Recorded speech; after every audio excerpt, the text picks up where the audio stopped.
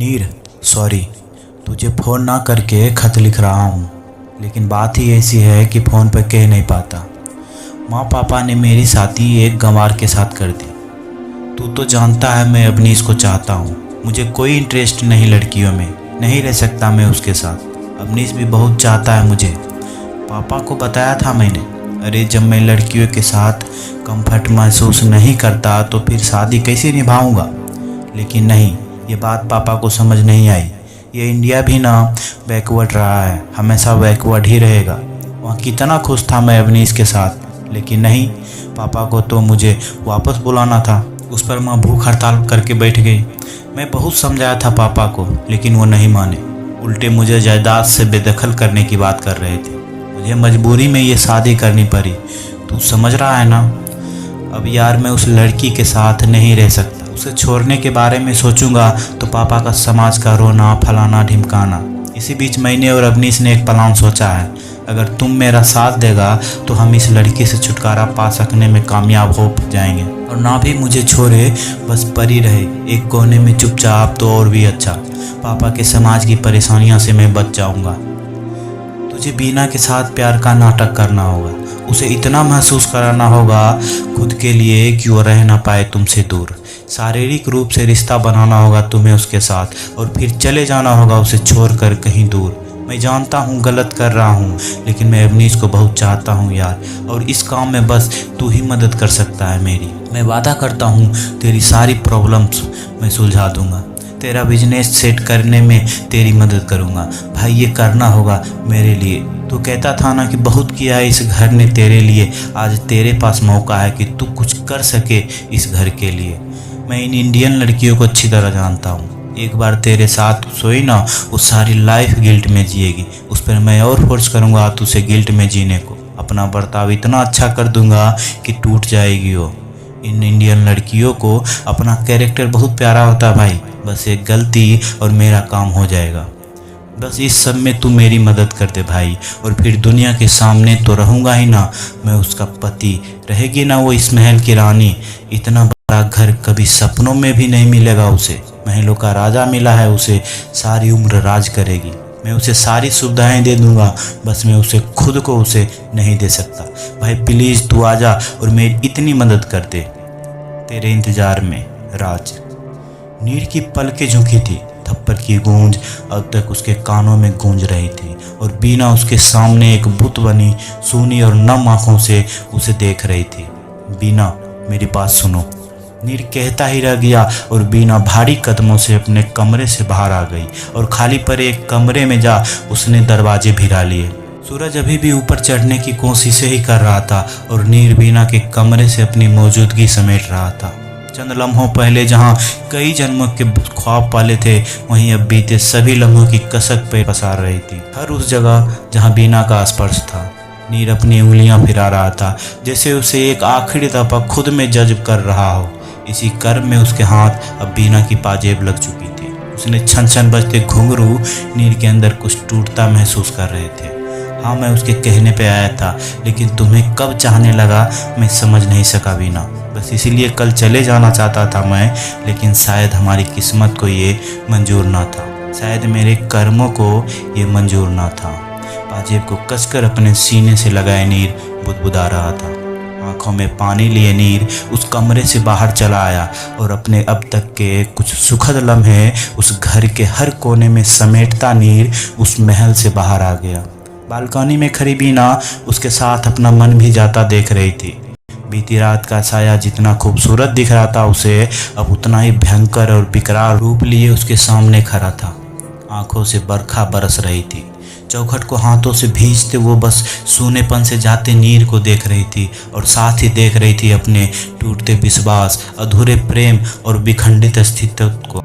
सूरज आसमान पे चढ़ आया था। कालावती जी भौचक सी बीना को देख रही थी।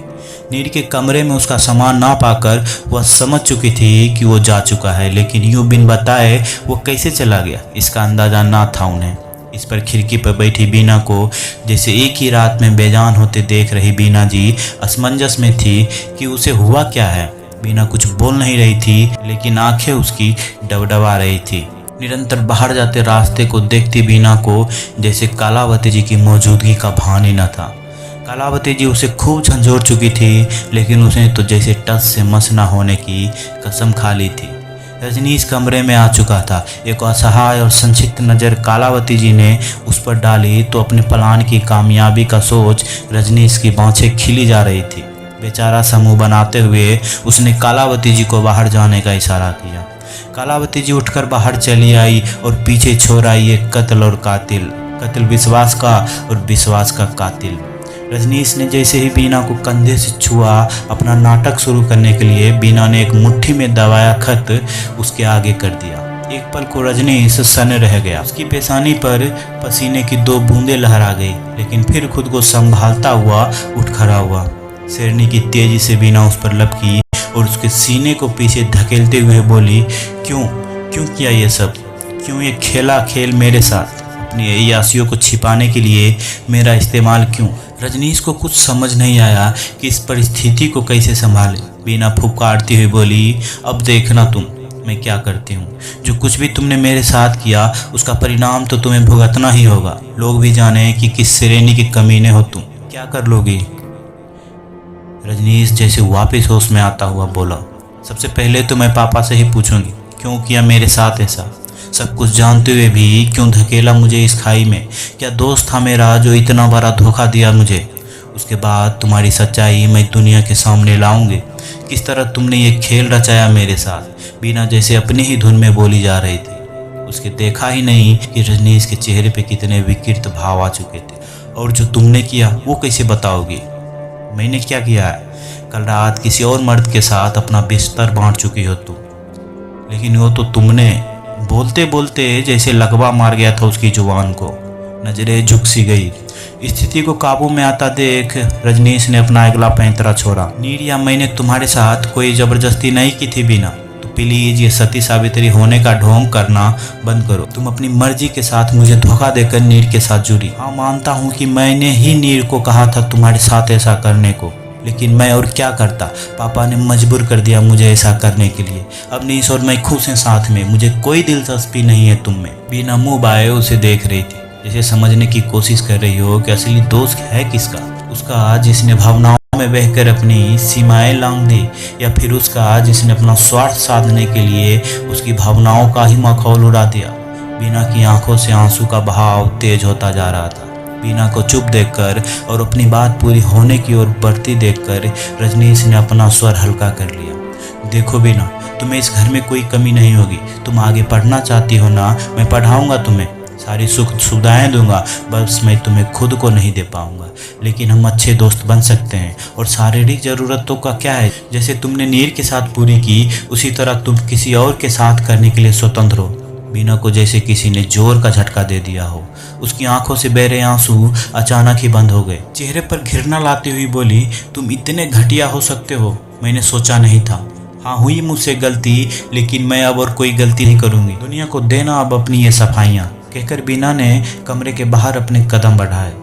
सोच लो बीना, अगर तुम इस घर से गई तो तुम्हारे वाहनों का क्या होगा? सोचा है तुमने?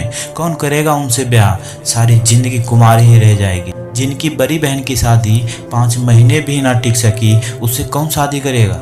और क्या सफाई देनी होगी मुझे बाहर? क्या साबित करोगी तुम? शारीरिक रूप से अक्षम नहीं हूँ मैं, मुझे साबित नहीं कर सकोगी।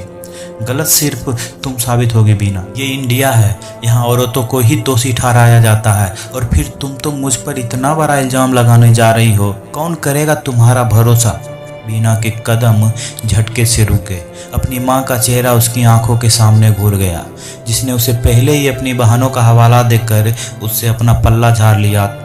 वो अब क्या उसका साथ देंगे? सही तो कह रहा है रजनीश। कैसे साबित करेगी इस पुरुष प्रधान समाज में पुरुष की ही कमी? कैसे बताएगी सबको कि उसके अपने ही पति ने कैसे खेल खेला उसके साथ? क्या बता पाएगी? सुनेगा कौन उसकी? अपने माता पिता ही सगे नहीं, और किसका सहारा है? बीना का सिर चकरा गया।